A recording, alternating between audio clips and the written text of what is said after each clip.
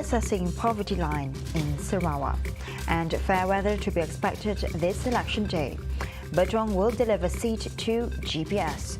Bring you the eye on the news tonight. You're now with me, Shoshameto, and this is TVS Nightline.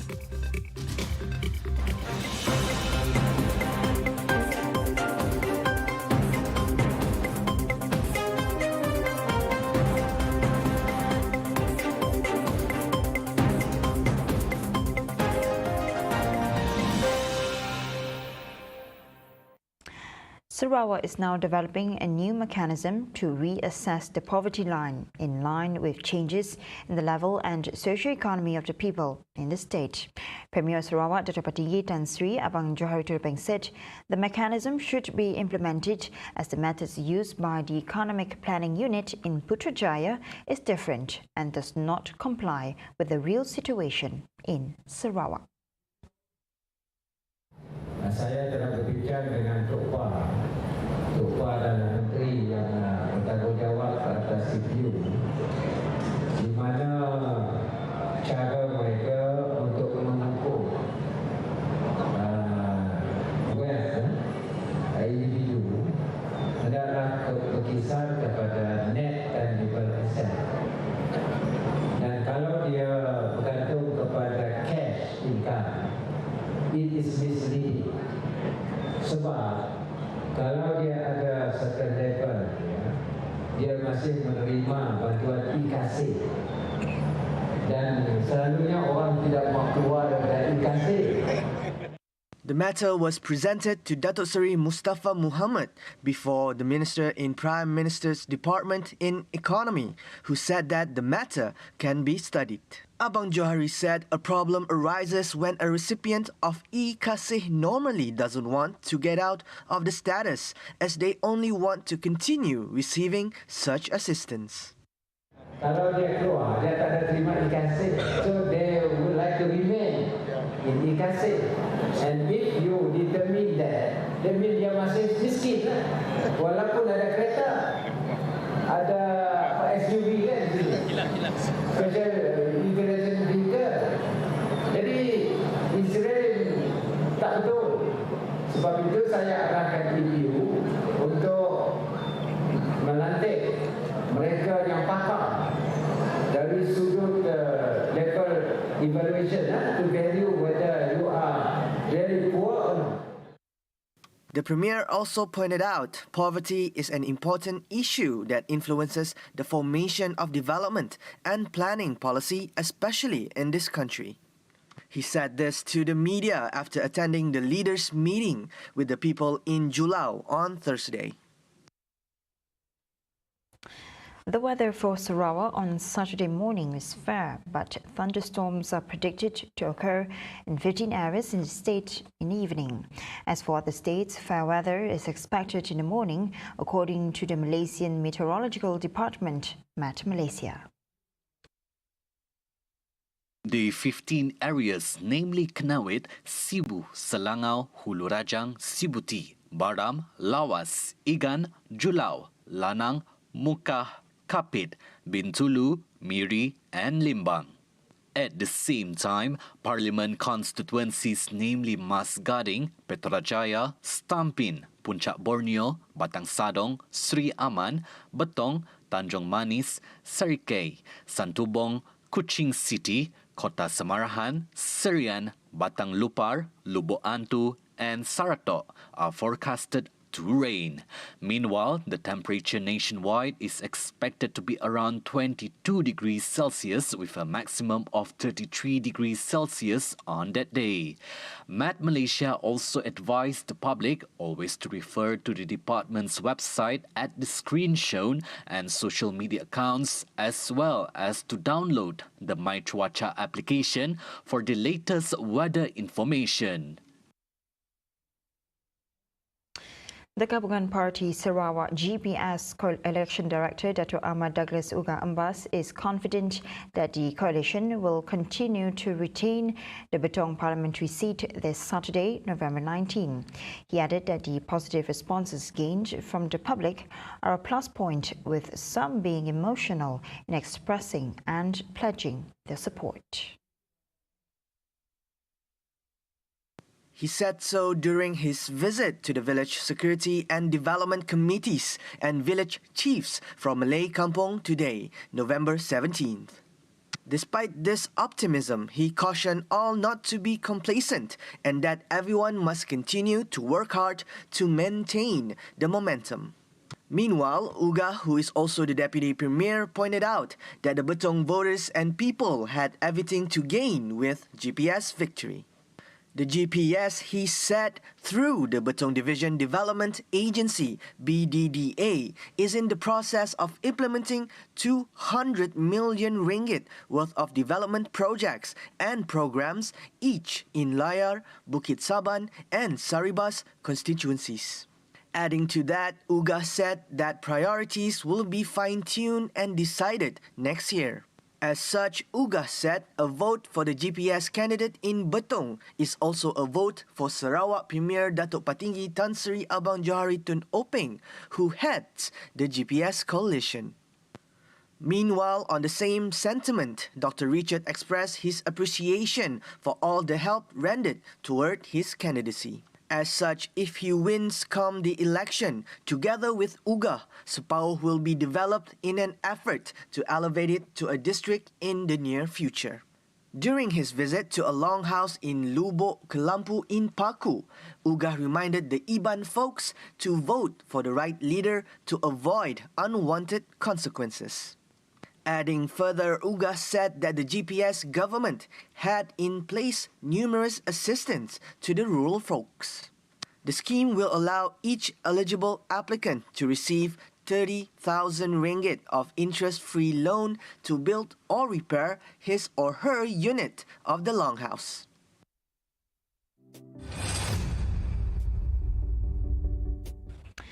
A total of 124 agencies, including non-governmental bodies, have become beneficiaries of the Minor Rural Project MRT grants in Limbang. Now, for more details, we have our reporter Akma Saleh on the ground. The floor is yours, Akma. Thank you, Cheryl. Bukit Kota Assemblyman Datuk Dr. Abdul Rahman Ismail today has handed over Minor Rural Project MRP Fund worth 616,000 ringgit to 124 recipients. The fund allocated is for both government and non-governmental agency (NGO). For information, a total of 67 associations have received a grant of over 325,000 ringgit, while 29 Chinese associations received 100,000 ringgit. Not forgetting, 28 sport associations also received grants totaling over 191,000 ringgit. At the same time, Abdul Rahman urged NGOs to fully utilize the grant by the state government and asked them to be more creative in generating their own income. And that's all the information that I can share with you tonight from location. Akmal Saleh and Fikri Raza, TVS Limbang. Thank you, Akma, for that information. Now, moving on. Young voters in Sabah for the 15th general election GE15 are more inclined to cast their ballots for people-friendly candidates who are also capable of finding solutions to problems of low wages, home ownership and cost of living. Sabah Youth Council MBS President Akbari Fawaz Abekan said the candidates must be wise in wooing the 932,541 young voters aged from 18 to 39 in Sabah, as they represent 55.2% of the total number of electors in the state, which is 1,689,387. Now on the line we have Amirul Mukminin from Sabah to tell us more. Over to you. Thank you, Sharon and Kuching. From today, Sabah updates for tonight. The young voters in Sabah for the 15th general election are more inclined to cast their ballots for people-friendly candidates who are also capable of finding solutions to problem low wages, home ownership and cost of living. So we refer to the statement today that Abakri Fawaz, the Sabah Youth Council president, who actually quote the young voters are more likely to elect representative with a simple character, easy, approachable and contactable at any time. He said the feedback received from various youth clubs and associations in Sabah gave the impression that could be low turnout of young voters in G15 due to their minimal level of political understanding and ability to return to their parliamentary constituencies to vote because of the financial constraint. Cheryl, based on these observation and feedback, it is expected that the percentage of young voters turnout in Sabah was struggle to even reach 50% on the polling day on this Saturday. Local political observer Muhammad Zaki Syahid Susanto was contacted today by TVS, said that most young electors still do not consider voting vital as they were not given early exposure to the importance of voting as a process to form the government in Malaysia. He also said that most young voters are still categorized as being fence-sitters and not mature enough to make a decision or take any political stance. That we must believe in Sabah, any party that can win their hearts by offering interesting manifesto that can get support of the young voters. And he also said young voters in the urban area, which is includes Kota Marudu and Pensiangan, which is a very deep district in Sabah, that we believe that will be issue related to the greater job opportunities and wider economy opportunities as more important. And they just want development of basic electric, water, communication, and educational infrastructure. I think that's it for the update for tonight. And always, good evening, good morning, good evening, and good night. Thank you, Cheryl. All right, as always, thank you, Amirul, for that update. Now, the dialogue session with youth in MUKAH has received outstanding response. The event was hosted by Gabungan Party Sarawak GBS candidate for P213 MUKAH, Dato' Hanifah Hajataib. And we've got Muhammad Yusof reporting live on site for the details. Yusof, take it away. Right, thank you, Cheryl. Now, the dialogue session with youth right here in MUKAH was a success, and it combines youth from 3 different state assembly or DUN, namely which are under P213 MUKAH parliamentary seats, which are DUN N56 Dalat, DUN N57 Talian, and DUN 58, DUN N58 Balingian, and over 100 of them actually came by. And let's check out some of their aspirations. Saya juga berharap agar pihak kerajaan agar memberi naik taraf dari segi telekomunikasi, di mana di era globalisasi sekarang para belia sangat memerlukan capaian internet yang pantas untuk membolehkan mereka kreatif dalam bidang marketing dari segi bisnes, dari segi e-sport, e-gaming sekarang ni tengah memberi orang kata sebagai kejaya kepada para belia sekarang ni. Orang lain mungkin memandang e-sport dulu sebagai orang kata tiada masa depan, tapi sekarang telah terbukti e-sport telah memberi high impact kepada para belia untuk berjaya pada masa depan. Di segi peluang pekerjaan perlu ditingkatkan di kawasan P213 MUKAH ini, bukan sahaja dari sektor mechanical maupun electrical, mungkin dari segi dapat meningkatkan dari segi keusahawanan dalam bidang makanan dan sebagainya lah. Dan antara lain juga keinginan belia MUKAH adalah memenuhi telekomunikasi yang luas, supaya apabila anak-anak di kawasan P213 MUKAH, terutamanya di kawasan Ulu, dapat menggunakan teknologi tersebut dengan baik, dan sekaligus mereka juga dapat meningkatkan taraf pendidikan lah, terutamanya di kawasan MUKAH ini. Dan kita tengok, kita lihat telekomunikasi di bahagian MUKAH ini ada kawasan yang masih kurang telekomunikasi. Bagi saya, belia memerlukan peluang pekerjaan di dalam sektor pelancongan, malah memerlukan peluang pekerjaan dari segi perkhidmatan dan pendidikan STEM dan TVET. Seruan saya kepada belia-belia di luar sana, terutama di MUKAH, kepada belia terutama sekali yang baru pertama kali mengundi, jangan lupa untuk mengundi pada hari 19 hari bulan 2022. Yes, as you can see, the youths in MUKAH are very passionate about what they want for not only themselves but for the future of MUKAH. And yes, I guess this is a good sign for the younger generation, especially the ones that are growing up right now. Their future looks bright with this kind of passionate generation that will lead them one day. And I guess that's all for me tonight, Cheryl. Reporting live from Kampung Talian Tengah with our videographer Nasrullah for TVS MUKAH. Good night and take care, everybody. And that was among the aspirations that were found in MUKAH from the locals, and big thanks to Yusuf, who is on the ground for that sharing. Now, despite concerns about the rainy season come polling day on November 19, the people must go out and vote to fulfill their democratic responsibilities. In Cebu constituency, many have noted that with the mandate returned to the people, it is an opportunity for them to restructure the country by choosing the right candidates or coalition or political parties to form a federal government. Asa gigit hati laban to keterubaya kungundi denya berharaplah parlimen ba Dewan Rakyat ulih merek kestabilan politik baru laban udah covid angau sebeda covid tu kita berapa kali dah tukar kerajaan politik kita nak stabil ngarap ke ngau kestabilan politik ketika datang kita boleh merangsang ekonomi kita ke baru.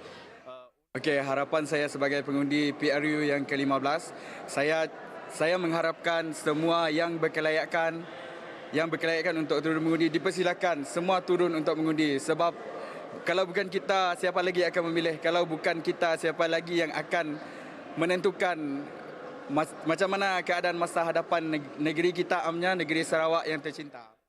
Secara peribadi saya berharap agar calon yang kita undi kali ini menang agar akan dapat membawa suara rakyat Cebu di parlimen, sebab kita sudah lama tak ada calon bagi government iaitu kerajaan di parlimen Cebu. Sebagai bala sidak ke pengundi-pengundi itu ngarap tak nyukung ikan ni kepatut sukung kita meh ngarap ke perintah maju meh. Okey, terima kasih. Meanwhile, many of those have urged those residing outside of their parliamentary constituencies to return and vote, following the announcement made by the state government previously on the declaration of public holidays on November 18 and 19 to allow the democratic process to go ahead smoothly and facilitate voting. Pihaklah rakyat di Cebu ni lah menyambut baik cuti umum yang diumumkan kan 2 hari itu untuk pilihan raya, supaya kita semua dapat balik mengundi pada hari itu. Itu yang harapan yang saya harap semua dapat hadir 80%, 90% pengundi, sebab kita dah diberi cuti umum. Okay. Wajarlah kerajaan beri cuti 18 bulan lah. Apa nasihat kepada pengundi? Nasihat pada pengundi, itu kesempatan diberi oleh kerajaan untuk kita turun mengundilah. For the record, about 21 million Malaysians are eligible to vote this year to elect lawmakers to the 222 seat in Parliament, while in Sarawak, a total of 1,943,074 are eligible to vote on polling day, November 19, in all 31 parliamentary seats. Coming up right after the break, Gitaran Jiwa road to semi-finals and stable government key to attracting investors. Right here on TVS Nightline, stay tuned.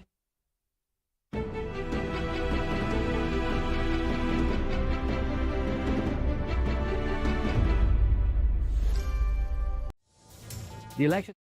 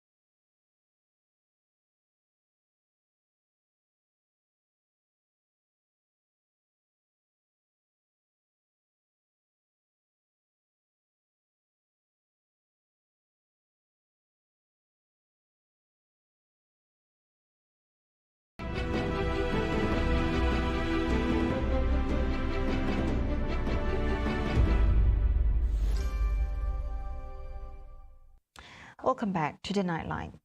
Now, forming a stable government is one of the focuses of GPS after the G15. Deputy Minister of Education, Innovation and Talent Development, Dr. Anwar Rapai said GPS's win will guarantee the state a stronger voice in addition to attracting more investors into the state. Sebenarnya ini pertama kali GPS bertanding untuk Parlimen. Jadi tujuan kita pada kali ini untuk menang sebanyak berapa kursi yang boleh. Pertama adalah untuk membentuk kerajaan yang stabil. Kalau kita lihat 5 tahun lepas kerajaan persekutuan tidak stabil langsung. Jadi sebab itu dasar banyak berubah, pelabur tidak dapat datang. Jadi sebab itu matlamat GPS adalah untuk bersama rakan-rakan lain nanti untuk menubuh kerajaan yang lebih stabil. Yang kedua ialah kita untuk mendapat suara yang lebih kuat daripada Sarawak. Sebab itu kita perlu menang banyak kerusi dalam pilihan raya ini supaya suara anak negeri Sarawak dapat didengar dengan kuatnya di Parlimen. At the same time, Anwar reiterated that in order to guarantee continuous development in Cebu, he urged the people to vote for Cebu and Lanang candidates come polling day on Saturday, November 19th. Saya minta saya menang 10,000 lebih dalam pilihan raya lepas. Saya minta sekali ini cukuplah Parlimen Cebu 10 tahun sudah dipegang oleh orang lain. Kita melihat betapa keadaan malah adakah muncul ahli yang berhormat tersebut di kawasan-kawasan kita. Tidak ada. Tetapi saudara Clarence selaku pengerusi SMC telah berjalan di setiap pelosok kawasan kita. Hari itu pilihan raya itu penting. Saya minta tambah 2 lagi. Boleh ke? Tambahkan Clarence, tambahkan Wong China untuk mewakili Lanang dan juga Cebu. The Cebu parliamentary seat will witness a 3-cornered fight involving GPS candidate Clarence Ting Ng Ho, while for the Lanang parliamentary seat, GPS will be represented by Wong Ching Yong. On the latest development of COVID-19, Caretaker Health Minister Khairi Jamaluddin said COVID-19 positive voters need to report their status in the MySejahtera app to get the information and the guidelines for them to go to the polls this Saturday, November 19. Khairi added that the guidelines would be sent to them via text messages along with the relevant link.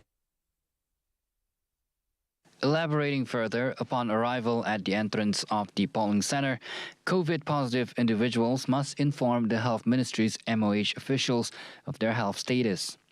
Pesakit COVID-19 ataupun yang positif COVID-19 akan diiringi oleh petugas KKM sehingga pintu masuk bilik mengundi. Maksudnya mereka tidak akan beratur. They will not queue with the other voters. And of course, kita tak boleh buat saluran baru because as I mentioned, SPR punya resources dan sebagainya. So what we do is, we just bring them straight, masuk, mengundi, keluar, balik. Yeah. Now, as such, Khairi also called on other voters to be patient and to cooperate if such individuals were taken to the polling booths before them during the polling day. He said the MOH also advised all voters to always sanitize their hands using the hand sanitizer available at the polling centers and to practice physical distancing to avoid being infected with COVID-19. 2 minggu yang lepas, saya telah mengeluarkan nasihat berkenaan dengan gelombang yang baru, yang gelombang jangkitan baru yang kita sedang melihat melanda negara kita. Alhamdulillah dengan sokongan daripada rakyat Malaysia yang telah mendengar nasihat daripada Kementerian Kesihatan Malaysia, kita melihat bahawa pada minggu lepas kes baru COVID-19 telah menurun sebanyak 13.4% berbanding dengan minggu yang sebelum itu. Dan saya telah juga bertanya kepada Timbalan Ketua Pengarah dan juga pakar penyakit-penyakit berkaitan dengan kemasukan ke hospital dan ini juga nampak sudah pun plateau, dia tidak lagi meningkat dan mungkin akan mula menurun. On to the next highlight. Will Cha Cha Cinta, self-composed song by Yunadia, charm the juries the upcoming 4th episode of Getaran Jiwa? The 21-year-old hopes that this would give her an advantage and expect her to advance from the final preliminary rounds, determined that her performance would captivate both the audience and the judges. Jadi harapan saya untuk Getaran Jiwa ini adalah tak lain tak bukan saya ingin menggunakan platform pentas Getaran Jiwa ini sebagai medium untuk saya tonjolkan lagi bakat dan kebolehan nyanyian saya kepada rakan-rakan di negeri Sarawak. Jadi saya harap yang semua peserta akan lakukan persembahan yang sangat-sangat terbaik dan semoga anda semua akan terhibur. Meanwhile, other contestants in the show described that Getaran Jiwa could be a stepping stone in their career path in the entertainment industry. Okey, harapan kami untuk Getaran Jiwa itu adalah untuk pergi ke next step dan harapan seterusnya untuk mengembangkan bakat yang kami yang ada. Okey, Getaran Jiwa ni adalah satu pengalaman kali pertama saya mengikuti program reality TV. Saya sangat mengharapkan sesuatu lepas ni akan ada satu platform untuk saya meneruskan bakat yang ada di seni suara, sama ada di bidang lakonan, semuanya lah dalam bidang entertainment. Saya sangat mengharapkan. Harapan saya untuk Getaran Jiwa ini adalah saya dapat masuk final dan berjaya di dalam pertandingan ini dan saya berharap semua dapat mengundi saya. This week's judge for the final preliminary round will include popular 90s singer Zarul Hussain, the frontman of the famous band Umbrella. Don't forget to tune in for Getaran Jiwa, which will be broadcast live on TVS Astro Channel 122 and MyTV every Friday at 8:45 p.m. Fans can also watch the program live at MBKS Stadium Bintawa, and doors will be open as early as 7 p.m. Right, that's all the time we have for TVS Nightline. I'm Shal Shameto. Thank you for watching.